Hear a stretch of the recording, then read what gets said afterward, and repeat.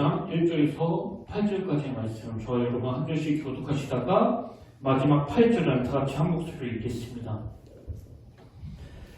아람 왕의 군대장관 나아만은 그의 주인 앞에서 크고 존귀한 자니 이는 여호와께서 전에 그에게 아람을 구원하게 하셨습니다. 그는 큰 용사이나 남의 환자더라. 전에 아람 사람이 때를 지어가서 이스라엘 땅에서 어린 소녀 하나를 사로잡매 그가 나아만의 아내에게 수종되더니 그 여주인에게 이르되 우리 주인이 사마리아에 계신 선지자 앞에 계셨으면 좋겠나이다. 그가 그 나병을 고치리이다 하는지라. 나아만이 들어가서 그의 주인께 아뢰어 이르되 이스라엘 땅에서 온 소녀의 말이 이러이러하다 하니 아람 왕이 이르되 갈지어다. 이제 내가 이스라엘 왕에게 글을 보내리라 하더라. 나아만이 곧 떠날새 은 10달란트와 금 6,000개와 의복 10벌을 가지고 가서 이스라엘 왕에게 그를 전하니 일렀으되 내 아들 신하 나아만을 당신에게 보내오니 이 글이 당신에게 이르거든 당신은 그의 나병을 고쳐주소서 하였더라. 이스라엘 왕이 그 글을 읽고 자기 옷을 찢으며 이르되 내가 사람을 죽이고 살리는 하나님이냐? 그가 어찌하여 사람을 내게로 보내 그의 나병을 고치라 하느냐? 너희는 깊이 생각하고 저 왕이 틈을 타서 나와 더불어 시비하려 하는 줄 알라 하니라. 우리 다 같이 읽겠습니다. 시작. 하나님의 사람 엘리사가 이스라엘 왕이 자기의 옷을 찢었다 함을 듣고 왕에게 보내 이르되 왕이 어찌하여 옷을 찢었나이까? 그 사람을 내게로 오게 하소서. 그가 이스라엘 중에 선지자가 있는 줄을 알리이다 하리라. 아멘. 할렐루야. 반갑습니다. 우리 함께 인사 나누길 원합니다. 참 잘 오셨습니다. 오늘도 축복합니다. 주님의 이름으로 축복하고 또 환영합니다. 오늘 이곳에 함께 하시고 역사하시는 그 주님을 바라보며 그분께서 은혜로 채워주실 줄 믿습니다. 제가 예전에 한번 소개해드린 적이 있는데요. 그 지랄 총량의 법칙이라고 혹시 기억하십니까? 아니 무슨 설교 시작부터 저런 말을 하느냐 하지만 이 지랄 총량의 법칙은요. 그 한동대학교 김두식 교수가 쓴 책이 나오는 내용입니다. 근데 그 정자르신 교수님이 왜 이런 용어를 썼는가 하니까 이 교수님에게는 중이병에 걸린 그 사춘기를 심하게 하는 딸이 있었는데요. 그 딸하고 계속 부딪히고 또 씨름하고 또 갈등을 하는 그 과정을 겪다가 너무너무 힘들다 보니까 이 교수님이 한 번은 그 상담을 받았는데 그때 들었던 말이 바로 이 법칙이라는 겁니다. 그래서 이 교수님의 책에 보면 이런 내용이 나옵니다. 모든 인간에게는 평생 쓰고 죽어야 하는 질환의 총량이 정해져 있다. 어떤 사람은 그 질환을 사춘기에 타떨고 어떤 사람은 나중에 늦바람이 나기도 하지만 어쨌거나 죽기 전까지 판듯이 그 양을 다 쓰게 되어 있다. 그래서 저도 그 청소년 사역할 때도 그 자녀분들로 너무나 힘들어하시는 부모님에게 했던 말 중에 하나가요. 조금만 견디시면 이제 그 총량이 거의 다 채워져 가니까 너무 걱정하지 마시라고 그리고 힘내시라고 그런 말씀을 자주 들었거든요. 그리고 또 한 가지 제 마음에서 늘 되게 있는 법칙이 있는데요. 그 고통 총량의 법칙이라고 이야기도 제가 하지 않았습니까? 이것도 한 사람이 태어나서 겪어야 할 가슴 아픈 일, 그 불행한 일의 양이 정해져 있다는 거예요. 그래서 가끔씩 저에게 지금 힘든 시간을 보내고 있는 분이 상담을 요청하시면 저는 항상 하는 이야기가요. 모든 인생은 많이 배운 사람이건 적게 배운 사람이건 또 유명한 사람이건 그 평범한 사람이건 그 사람 나름대로 겪어야 되는 그 아픔이 있다. 그 고통이 있다. 그건 당신만 그런 거 아니다. 이렇게 위로를 해드리는데요. 근데 사실 제가 그 사춘기 자녀를 둔 부모님이나 지금 힘든 시간을 보내고 있는 그 성도님들을 위로하기 위해서 이 질환 총량의 법칙 또 고통 총량의 법칙을 가지고 설명하지만요.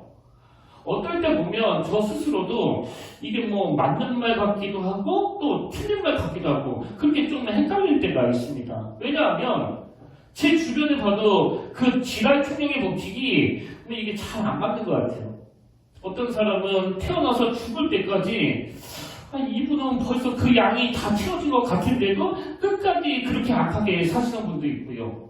또 어떤 분은 한 번도 그 사춘기를 안 거치고 또 늦바람도 안 피고 평생을 그렇게 모범적으로 가정생활을 하시는 분도 계시거든요. 그리고 고통총량의 법칙, 이것도 마찬가지예요. 정말 사람마다 겪어야 되는 그 고통의 양이 다 똑같을까? 좀 아닌 것 같아요. 근데 제가 왜 이런 법칙으로 위로를 해드린가 하면요. 지금 겪고 있는 이 고통과 시련에 대해서 나만 힘드나? 모든 사람이 다 힘들지.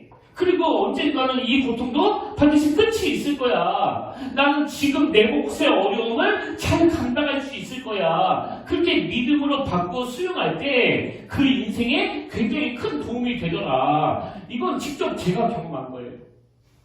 여러분 지금 이 고통도 막 너무나 힘든데 그 앞으로도 이 고통에서 헤어날 수 없다는 이런 부정적인 인식을 하고 있으면 그 고통만 더해가는 거 아닙니까? 그래서 주의 종이나 어떤 믿음의 식구들이 여러분들에게 이런 권면을 할 때 그 법칙이 사실이건 사실이 아니건 간에 모든 사람이 다 똑같이 겪는 그 고통 나도 겪고 있는 거야. 이렇게 수용하면서 나아가면 그게 그 인생에 훨씬 유익하다는 겁니다. 제가 오늘 본문에 나오는 한 인물을 보면서 이 법칙을 다시 생각하게 되는데요.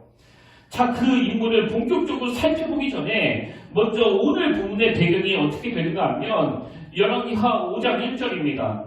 아람 왕의 군대 장관 나아만은 그의 주인 앞에서 크고 존귀한 자니 이는 여호와께서 전에 그에게 아람을 구원하게 하셨습니다. 그는 큰 용사이나 나병한 자더라. 여러분도 잘 아시지만 이 나아만 장군 대단한 사람 아닙니까? 그는 한 나라의 왕이 그렇게 신임하던 군대 장관이었을 뿐만 아니라 그 나라를 위기에서 구해내가지고 모든 백성들에게 존경을 받던 민족의 영웅이에요. 그래서 이 나아만 장군은 한마디로 말해서 모든 걸 다 갖춘 부족함이 전혀 없는 사람인데요. 이렇게 남부를 거 없이 모든 것을 다 가지고 있던 나아만 장군이지만 이 사람에게는 앞에서 누리고 있는 그 모든 것들을 다 뒤덮어버릴 정도로 너무나 치명적인 그 꼬리표가 있는 겁니다.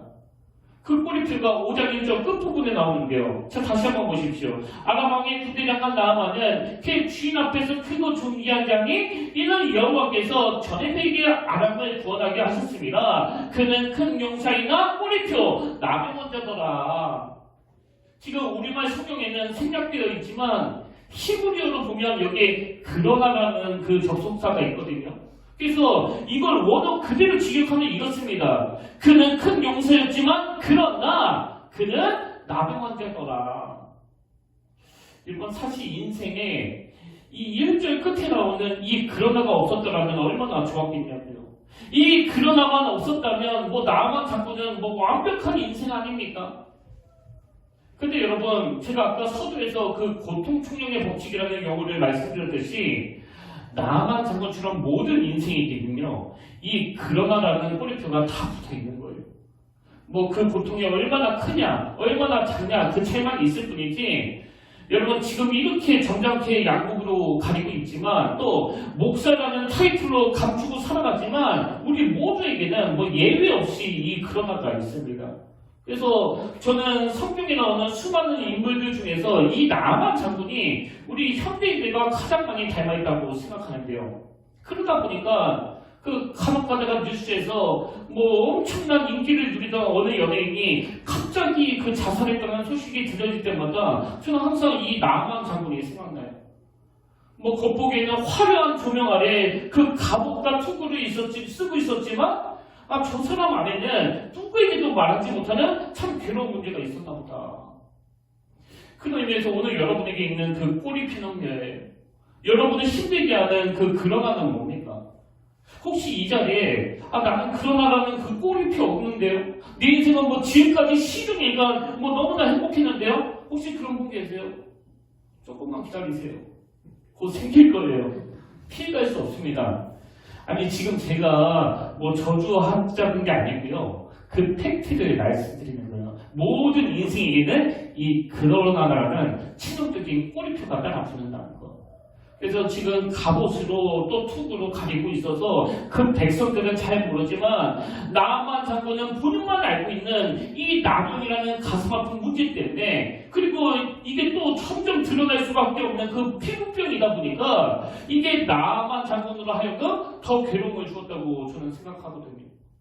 어쨌든 지금 이 나만 장군은 많은 걸 누리고 있었지만 그러나라는 고통의 꼬리표 때문에 신음하고 있던 사람이었는데요. 오늘 우리가 살펴보고자 하는 인물은 바로 이런 꼬리표로 낙심하고는 한 인생에게 희망을 전해준 사람입니다.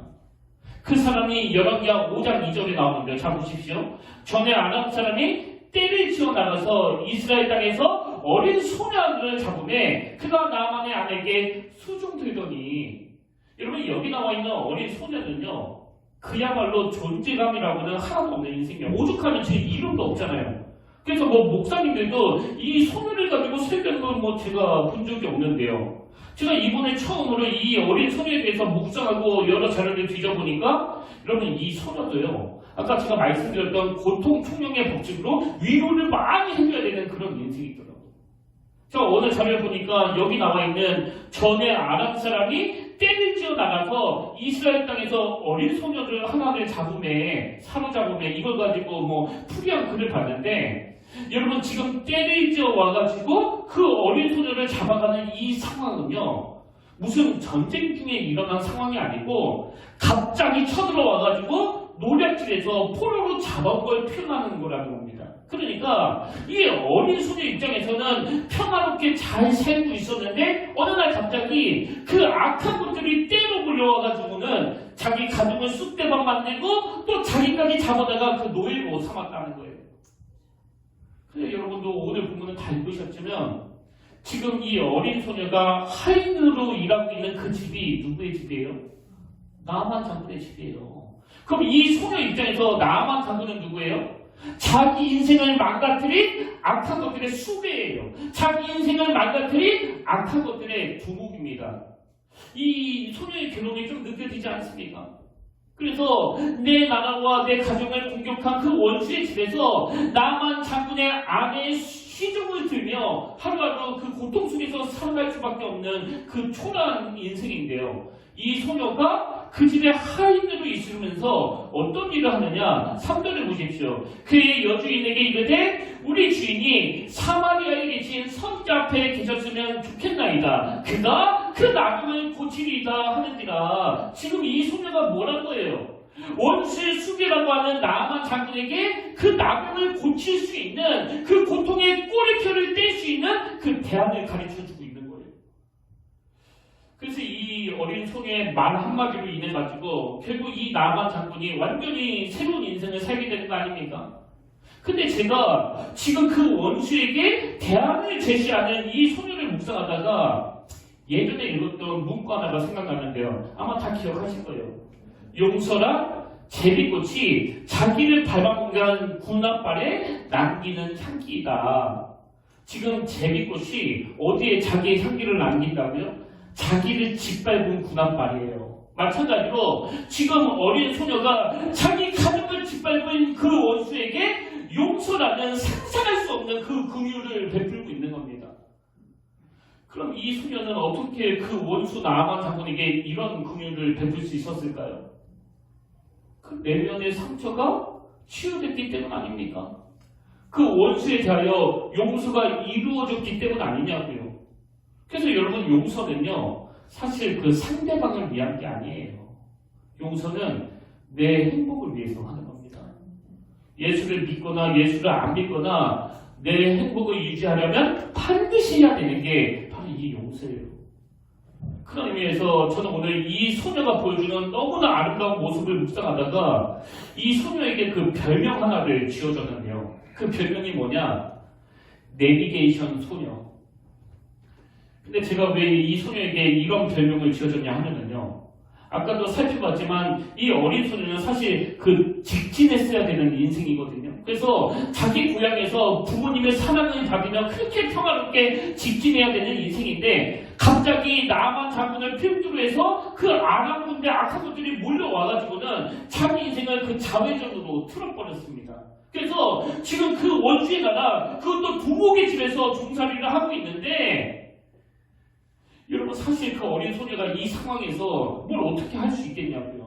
물론 그냥 쭉 직진했으면 더 좋았겠지만 눈 떠보니까 그 원수의 나라에서 종살이를 하고 있는 거 어떡하냐고요. 되돌릴 수가 없는 그런 상황 아닙니까?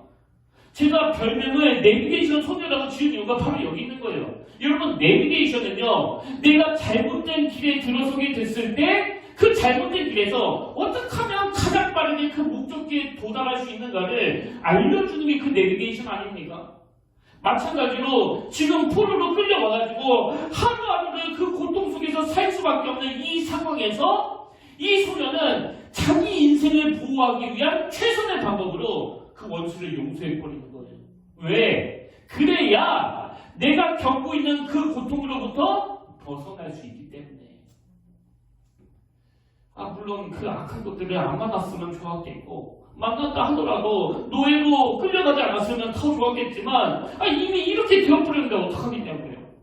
근데 그렇게 갑자기 인생의 궤도가 바뀌었을 때 이 소녀는요 이번 생은 망했다 혹은 내가 저 원수에게 복수해버려야 되겠다 이러는 게 아니라 궤도를 이탈한 그 상황에서 가장 빠른 길 자기가 고통받지 않을 수 있는 그 최선의 길로 원수를 용서하는 그 길을 선택하는 겁니다. 이걸 우리가 이 소녀에게서 배워야 되고요. 그런가 하면 또 한 가지 배워야 될 게 있는데 자 3절과 4절을 보십시오. 그의 여주인에게 이르되 우리 주인이 사마리아에 계신 선지자 앞에 계셨으면 좋겠나이다. 그가 그의 나병을 고치리이다 하는지라. 그랬더니 4절 나아만이 들어가서 그의 주인께 아뢰어 이르되 이스라엘 땅에서 온 소녀의 말이 이러이러하더이다 하니 저는 이 3절과 4절 사이에 그 많은 내용이 생략됐다고 생각하는데요. 여러분 어떤 내용이 생략됐을까요? 지금 나아만 장군이 그 자기 주인 그 아람 왕을 찾아갔어요. 그런데 그건 그 전에 나아만 장군이 그 자기 부인을 통해서 이 소녀의 말을 전에 들었기 때문에 찾아가게 된 거 아닙니까? 그래서 아람 왕에게 나가기 전에 모르긴 몰라도 이 나아만 장군과 아내가 이 주제를 놓고 많은 대화를 나눴을 거예요. 저 어린애가 하는 말을 우리가 믿어도 돼? 그 말을 우리가 어떻게 믿을 수 있느냐고. 여보, 내가 쟤를 데리고 일한 지가 얼마입니까? 제가 비록 어려도요, 절대 허튼 말을 하는 애가 아니에요. 우리 한번 속는셈 치고 제 말대로 해보자고요. 저는 이런 말들이 오고 갔을 것 같은데. 그렇기 때문에 4절에서 나아만 장군이 왕을 찾아가 아주 친절히 이 문제를 가지고 의논한 거 아닙니까? 나아만이 들어가서 그의 주인께 아뢰어 이르되 이스라엘 땅에서 온 소녀의 말이 이러이러하더이다니. 근데 여러분 만약에 그 소녀가 평소에 그 거짓말을 입에 달고 다니는 애였다면 이 나아만 장군이 그 어린애의 말을 접수했을까요? 아마 그냥 무시해버렸을 거예요. 그래서 오늘 우리가 이 어린 소녀에 대해서 얻어야 될 교훈이 뭐냐? 예수 믿는 우리는 이 어린 소녀처럼 평소에도 신뢰를 얻는 삶을 살아야 된다는 겁니다. 이건 그 요셉도 마찬가지 아닙니까? 요셉도 이 소녀처럼 그 타의에 의해 가지고 배다른 형제들에 의해 가지고 남의 나라로 끌려갔다는 그 공통점이 있는데요. 또 하나 공통점이 있습니다. 자, 창세기 39장 4절. 요셉이 그의 주인에게 은혜를 입어서 김에 그가 요셉을 가정 총무로 삼고 자기의 소유를 어떻게 했다고요? 다 그의 손에 위탁하니. 이 소녀와 요셉의 공통점이 뭐예요? 세상 사람들에게 신뢰를 얻었다는 거예요. 그래서 요셉 집한테는 우리 집 안팎 요셉까지 다 맡겨도 괜찮다. 이게 신실한 그리스도인이 얻어야 될 모습이라는 겁니다. 근데 여러분 사실 예수 믿는 우리는요, 오늘 예수님을 믿지 않는 그 세상 사람들에게 신뢰는커녕 의심을 살 수밖에 없는 그런 존재들 아닙니까? 왜? 하도 믿겨지지 않는 소리를 해야 되니까. 맨날 예수님이 죽었다가 뭐 3일 만에 살아났다고 그러고 맨날 예수 믿으면 뭐 천국 간다고 그러잖아요. 그래서 우리는요, 이렇게 믿겨지지 않는 말을 해야 되는 그런 존재로 태어났기 때문에 삶 속에서 더 정직해야 돼요. 그래서 뭐 전도지 들고서 막 전도하는 것도 우리가 해야 되지만 세상 사람들에게 우리가 얻어내야 되는 진짜 중요한 평가는 이거예요. 아, 저 사람은 지금까지 내가 거짓말하는 걸 본 적이 없다고. 그래서 나는 저 사람이 하는 말이라면 난 무조건 믿을 수 있어. 우리 오늘부터 이런 평가를 얻어내기 위해서 정직해지셔야 돼요. 그리고 그 신뢰를 얻어내자는 겁니다. 그리고 여러분이 정말 이 신뢰를 회복하고 싶다면요, 뭐 다른 거 필요 없습니다. 여러분이 저한테 원하는 대로만 사시면 돼요. 여러분이 저한테 원하는 게 그거 아닙니까? 아, 우리 목사님은 강단에서만 그렇게 설교하는 게 아니라 실제 삶에서도 자기가 설교한 대로 살려고 애쓰는 분이면 좋겠다. 뭐 이거 아닙니까? 여러분도 선포된 말씀대로 살려고 애를 쓰세요. 그럴 때 우리가 선포하는 그 말에 능력이 나타나게 될 줄로 믿습니다. 이게 오늘 우리가 이 소녀에게서 얻을 수 있는 너무나 중요한 메시지예요. 그래서 저는 오늘 이 소녀에게 발견되는 그 두 가지 특징을 여러분과 함께 나누기를 원하는데요. 참 이 어린 소녀에게 발견되는 그 첫 번째 특징이 뭐냐? 여러분, 이 소녀는요, 단순한 믿음을 가지고 있었다는 겁니다. 단순한 믿음이에요. 그래서 제가 이 단순한 믿음을 강조하기 위해서 앞에다가 괄호하고 복잡하지 않은 이걸 넣었는데요. 자, 3절을 다시 보십시오. 그의 여주인에게 이르되 우리 주인이 사마리아에 계신 선지자 앞에 계셨으면 좋겠나이다. 그가 그 나병을 고치리이다 하는지라. 여러분, 지금 이 소녀가 뭐 굉장히 단순한 이야기를 전하는데요. 사실 이 소녀 입장에서는 이게 절대로 단순한 내용이 아닌 게, 여러분 한번 생각해 보세요. 이거는 뭐 목숨을 걸고 하는 이야기 아닙니까? 아니, 만약 하나라도 그 나아만 장군이 그 이야기를 듣고 갔다가 뭐 아무런 일도 일어나지 않았다. 그러면 여러분 이 소녀는 어떻게 되겠냐고요. 뭐 목숨이 위태로운 상황 아닙니까? 근데 이 소녀는 이런 심각한 상황을 너무나 단순하게 이야기하는 거예요. 우리 주인이 사마리아에 계신 선지자를 좀 만났으면 좋겠습니다. 그 선지자가 우리 주인의 나병을 고쳐줄 것입니다. 뭐 복잡하지 않습니다. 간단해요. 요즘에 그 한창 회자되고 있는 그 사기 사건이요. 뭐 정확한 내막은 저도 모르지만 그 펜싱 국가대표에게 사기치기 위해 또 그 주변 사람들에게 돈 뜯어내기 위해서 뭐 내가 누구의 아들이고 또 어디에서 뭐 또 태어났고 어디에서 자랐고 또 뭐 상황이 따라가지고 내가 여자가 됐다가도 또 남자가 됐다가도 여러분 너무나 복잡한 거 아닙니까? 그걸 듣고 있으면 막 머리가 아픈 지경이에요. 왜? 맨날 그 새로운 거짓말이 튀어나오니까. 여러분 원래 사기치는 사람은요 상대방을 속여야 되니까 말이 많습니다. 근데 진리는 복잡하지 않아요. 진짜 간단한 거예요. 그래서 전도할 때도 뭐 복잡하게 설명하실 필요 없습니다. 그냥 내가 만난 거, 내가 경험한 거, 내가 교회 와서 누리게 된 거, 내 마음에 평안이 찾아온 게 그게 어디에서 나오는 건지 그걸 전하는 게 전도예요. 하나님 살아계세요. 간단하잖아요.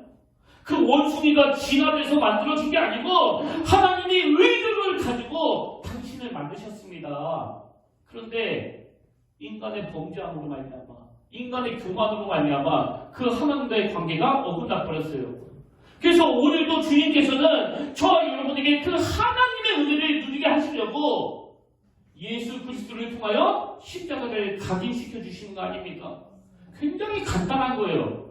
그 어린 소녀가 전하는 것도 마찬가지예요. 하나님의 능력이 엘리사 선지자에게 임했기 때문에 그 선지자를 만나면 그 하나님의 능력으로 이 나병도 고쳐줄 것입니다. 여기에 뭐 복잡한 게 있습니까?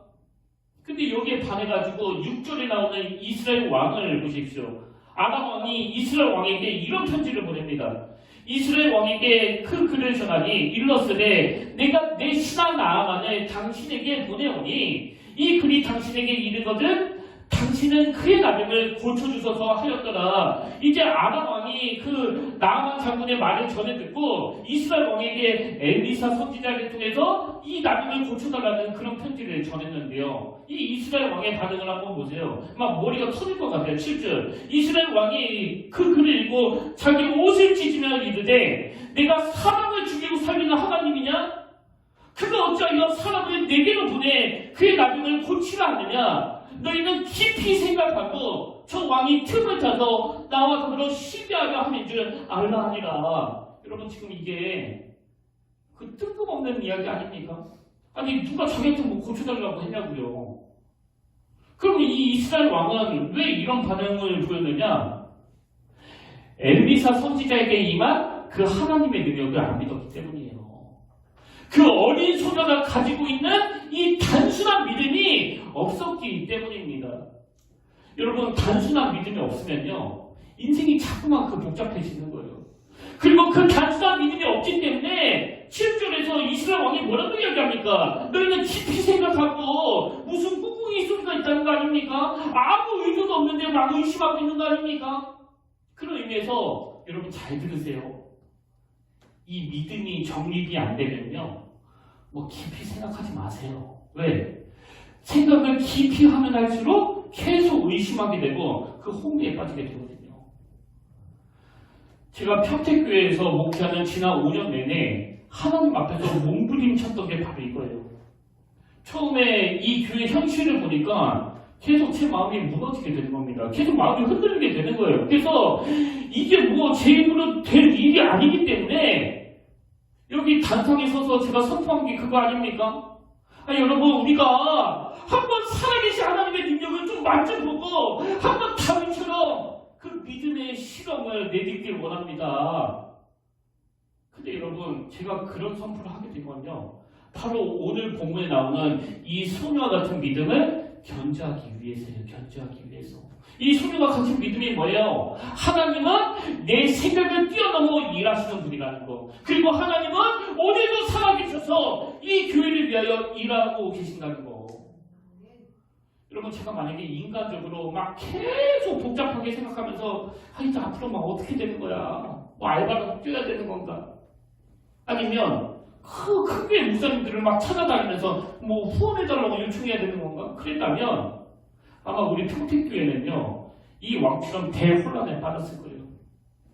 그리고 하나님의 사랑, 이 엘리사 선지자도 마찬가지 아닙니까? 지금 혼미한 상태에 빠진 이스라엘 왕에게 뭐 아주 단순한 이야기를 하는 거예요. 8절 하나님의 사랑 엘리사가 이스라엘 왕이 자기의 옷을 찢었다 함을 듣고 왕에게 보내 이르되 왕이 어찌하여 옷을 찢었나이까? 그 다음 보세요. 그 사람을 내게로 오게 하소서. 그가 이스라엘 중에 선지자가 있는 줄을 알리이다 하니라. 여러분 지금 이 엘리사가 가지고 있는 단순함이 뭐예요? 그 능력과 그 에너지가 자기에게 나오는 것 같으면 계산이 막 복잡할 거예요. 내가 이 나병을 고칠 수 있나? 지난번에는 저 사람은 내가 고쳤지만 이 사람도 고칠 수 있을까? 근데 여러분 엘리사는 왜 복잡하게 생각하지 않은 거예요? 그 능력의 원천이 자기로부터가 아니라 하나님으로부터 나온다는 걸 믿었기 때문이거든요. 그리고 이건 다윗도 마찬가지 아닙니까? 그 어린 다윗이 지금 왕도 막 부들부들 떨고 있고 정기 훈련을 받은 그 군사들도 막 부들부들 떨고 있을 때 겁도 없이 그 거인 골리앗한테 와가지고는 사무엘상 17장 45절 다윗이 블레셋 사람에게 이르되 너는 칼과 창과 단창으로 내게 나아오거니와 나는 만군의 여호와의 이름 곧 내게 모욕하는 이스라엘 군대의 하나님의 이름으로 내게 나아가노라. 여기에 복잡한 게 있습니까? 내가 저 골리앗을 이기기 위해서 무슨 큰 칼도 있어야 되고 막 두꺼운 그 갑옷도 입어야 되겠고 그런 걸 찾는 게 아니에요. 얼마나 단순했으면 그 형들이 입혀준 그 갑옷 그거 다 벗어 던지고 자기가 평상시에 들고 다녔던 그 물맷돌 하나 들고 나가는 거 아닙니까? 오늘 오래 예수 믿은 분들 그리고 예수 믿은 지 얼마 안 되신 분들 그 첫 출발을 잘 하셔야 돼요. 믿음은 단순한 거예요. 복잡하지 않습니다. 여러분, 하나님 살아계십니다.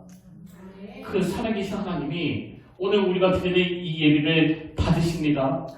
그리고 그 하나님은 답답한 마음을 가지고 신음하는 우리의 기도를 외면하지 않으시는 분인 줄 믿으시길 바랍니다. 굉장히 단순한 거예요. 그런가 하면 여러분이 잘 아시는 그 베드로, 예수님은 지금 기도하러 따로 산으로 가시고 제자들끼리 배를 타고 가다가 그 풍랑을 만났는데 그 제자들이 아무리 애를 쓰고 애를 써도 이 풍랑이 잠재워지지가 않는 거예요. 그래서 그 밤 사경, 자기들이 아무것도 할 수 없다는 그 사실을 깨닫는 그 밤 사경에 딱 주님이 나타나셨는데요. 다른 제자들은 막 유령이다 그러면서 막 두려워서 떨고 있을 때 유독 베드로는 뭐라고 이야기합니까? 마태복음 14장 28절, 베드로가 대답하여 이르되 주여 만일 주님이시거든 나를 명하사 물 위로 오라 하소서. 여러분, 베드로가 왜 이런 뜬금없는 요청을 했을까요? 베드로에게는 이분이 유령이면 나는 뭐 어차피 뭐 물에 빠져 죽을 것이고 이분이 주님이시라면 나로 하여금 이 물 위를 걷게 하실 것이다. 굉장히 단순한 믿음을 가지고 있었거든요. 근데 여러분, 베드로가 이런 단순한 믿음을 가지고 물 위로 뛰어들었을 때 그것이 능력으로 나타났던 비결, 또 오늘 본문에서 어린 소녀의 그 단순한 믿음이 나아만 장군의 나병을 고치는 그 능력으로 나타났던 비결이 있는데요. 자, 두 번째로 그 비결이 뭐냐? 바로 도전정신이에요. 도전정신. 제가 앞에서도 말씀드렸지만 여러분, 만약에 그 나아만 장군이 엘리사를 딱 찾아갔는데 아무 일도 일어나지 않았으면 이 소녀는 죽은 목숨이에요. 그럼에도 불구하고 이 나아만 장군에게 담대하게 엘리사 선지자를 소개할 수 있었던 이유가 뭐냐? 단순하지만 뿌리 깊은 믿음을 가지고 있는 사람에게는, 단순하지만 하나님의 살아계심과 그 하나님의 능력을 확고하게 믿는 사람에게는 반드시 이 도전정신이 있거든요. 여러분, 우리 인생은요, 그 고통 총량의 법칙처럼 그 고통이 얼마나 심하냐, 얼마나 덜하냐, 그 차이만 있을 뿐이지 누구라도 인생에 찾아오는 그 고통을 피해갈 수 없습니다. 근데 중요한 게 뭐냐? 그 고통 총량의 법칙은 자기 하기에 따라가지고 그 양을 줄일 수도 있고 또 늘릴 수도 있는데, 이 고통을 줄일 수 있는 비결은 첫째, 오늘도 하나님은 살아 역사하시는 분이라는 그 단순한 믿음을 가지는 것이고, 둘째, 그 단순한 믿음을 가지고 계속 도전하는 거예요. 계속. 여러분, 오늘 본문에서 그 이름도 없는 무명의 소녀가 아니 어떻게 수천 년이 지난 지금까지, 그것도 대한민국 경기도 평택시 이충도까지 전해질 수 있었을까요? 죽음을 무릅쓰고 살아계신 하나님을 전했기 때문 아닙니까? 그리고 그 어린 소녀가 그런 도전을 했기 때문에 나병으로 고통하던 한 인생이 하나님을 만나 완전히 뒤바뀐 인생이 되는 거 아닙니까? 아니, 그 소녀가 그걸 전하지 않았더라면 나아만 장군이 무슨 수로 주님을 만나고 또 무슨 수로 그 나병을 고침받을 수 있었겠냐고요. 그래서 저는 하나님이 무엇보다도 저와 여러분 내면 안에 있는 이 그러나라는 인생의 꼬리표를 변장하고 찾아온 그 축복으로 바꿔주시길 바랍니다. 그리고 그 고통을 축복으로 바꿔주실 뿐만 아니라 이 사명도 주시길 원해요.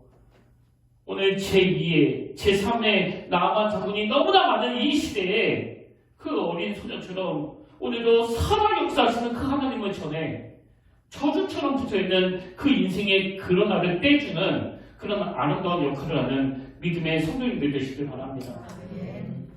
오늘 결론을 이렇게 맺기 원하는데요. 저는 오늘 본문을 묵상하면 묵상할수록 그 지난주에 나눴던 그 말씀이 계속 생각이 나는 겁니다. 어느 여인이 인생에서 그 절망적인 일을 만났어요. 갑자기 남편이 죽었습니다. 그리고 그냥 엎친 데 덮친 격으로 그 빚쟁이들이 남자도 없는 집에 들이닥쳐가지고 자기 그 두 아들을 노예 삼으려고 끌고 가는 그 상황이에요. 그래서 막 다급하게 엘리사를 찾아가 부르짖는데 엘리사가 어떤 처방을 내립니까? 열왕기하 4장 3절, 이르되 너는 밖에 나가서 모든 이웃에게 그릇을 빌리라. 빈 그릇을 빌리되 조금 빌리지 말고. 저는 이 단순한 명령이 막 엄청 도전이 되는 겁니다. 그런 의미에서 여러분, 한번 인생의 전환을 꿈꾸고 싶지 않으세요? 이 가난하고 결핍이 많고 또 빈곤한 우리 인생, 뭐 지식도 부족하고 또 인격도 부족하고 모든 것이 빈곤한 우리 인생에 한번 하나님이 폭포수처럼 부어주신 그 은혜로 그 변화의 물결을 경험해보고 싶지 않으세요? 그렇다면 그릇을 준비해야 돼요. 그 그릇은 어떤 그릇입니까? 빈 그릇이에요, 빈 그릇. 그래서 생각을 너무 많이 하지 말라는 거예요. 왜? 그 이스라엘 왕처럼 복잡한 생각으로 내 심정을 다 채워버리면 거기에 하나님의 역사가 일어나기가 어렵거든요. 그래서 할 수 있는 대로 그 빈 그릇을 많이 준비해라. 무슨 뜻이에요? 하나님의 은혜가 채워지기 위해서는 내 안에 꽉 차있는 그 잡다한 생각들을 할 수 있는 대로 다 버려야 된다는 거거든요.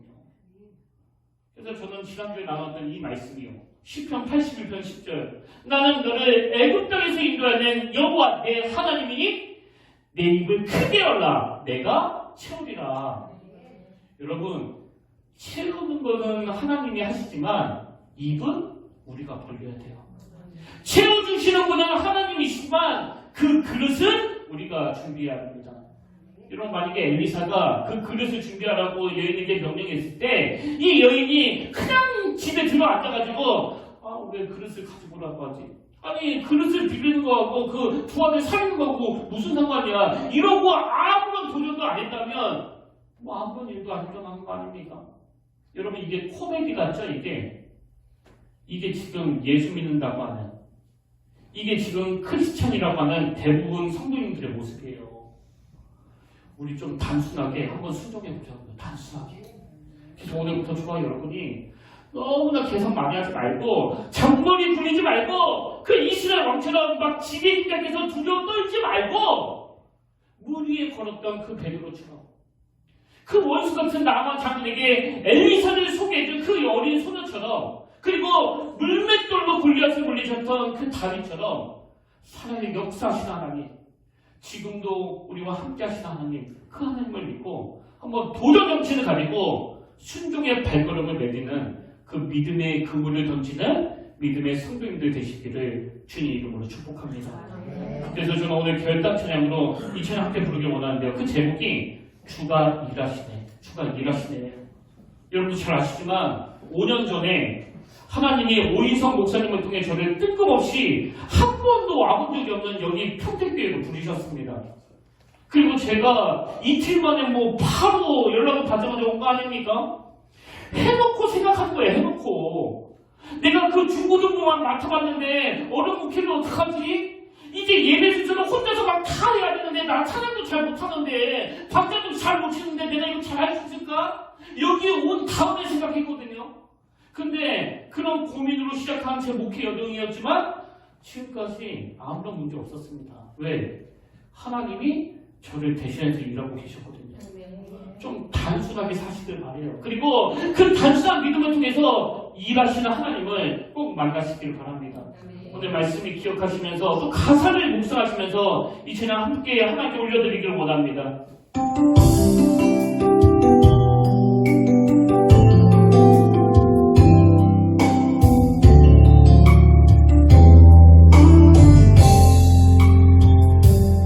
우리 함께 찬양합니다. 날이 처음으로 갈 때 내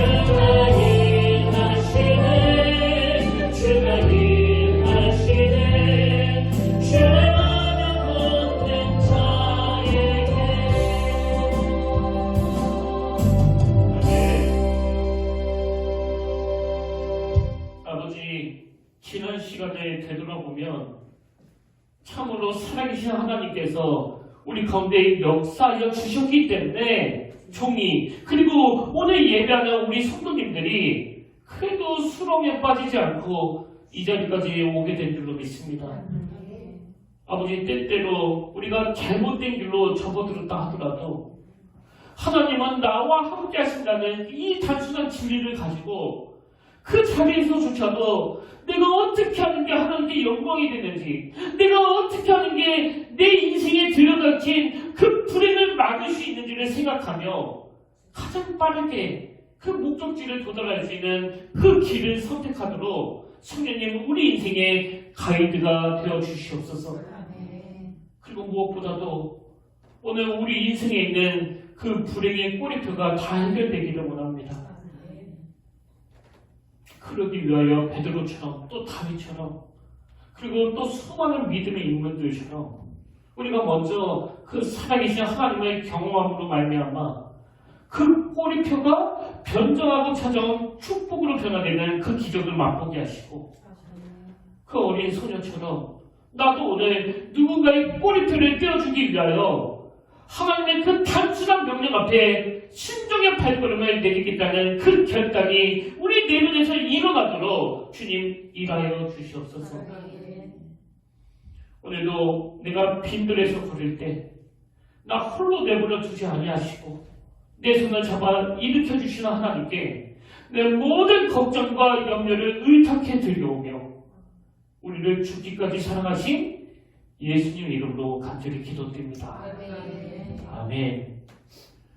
이제 우리 다 자리에서 일어나셔서 나는 믿네 이 찬양 함께 부르고 예배를 마무리하길 원하는데요. 여러분 이 찬양 함께 부르실 동안에 내 문제보다 더 크신 하나님, 나로 하여금 바다 위를 걷게 하신 그 하나님을 꼭 경험하게 되시기를 바랍니다. 우리 이 찬양 마음을 다하여 우리 함께 하나님께 올려드리길 원합니다.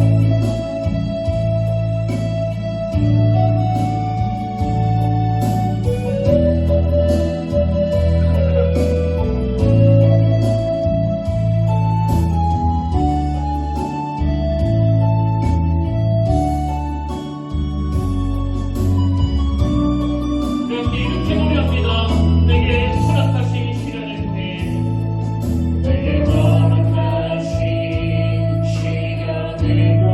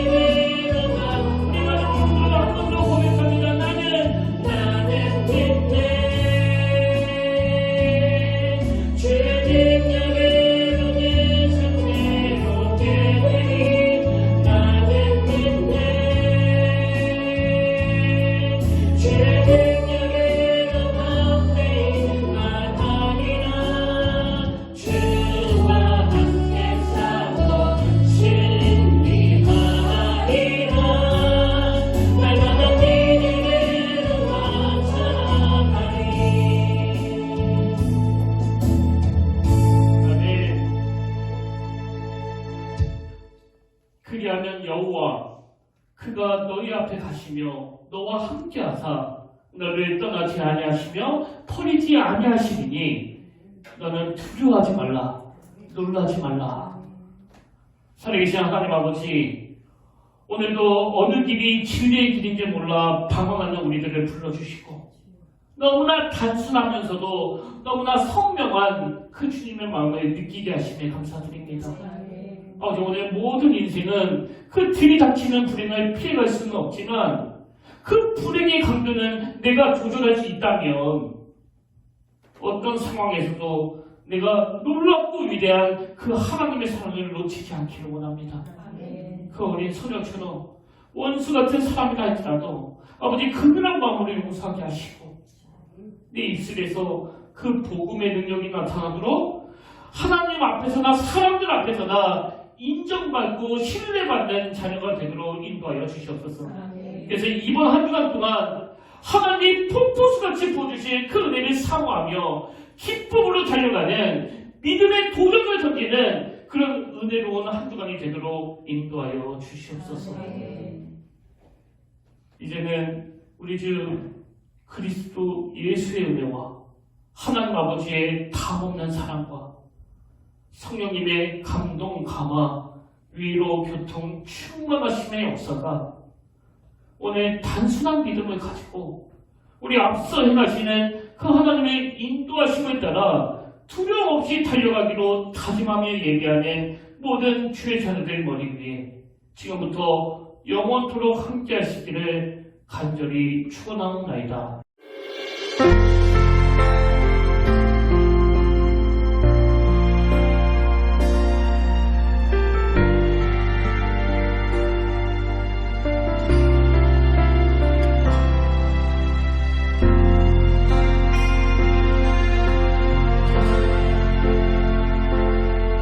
지금 서 있는 이곳에서 높임을 받으소서. 내가 밟는 땅 주님의 땅이니 하늘이 주의 이름 높이 올리며 넓은 바다가 주를 노래해. 모든 만물 주를 경배해. 모든 입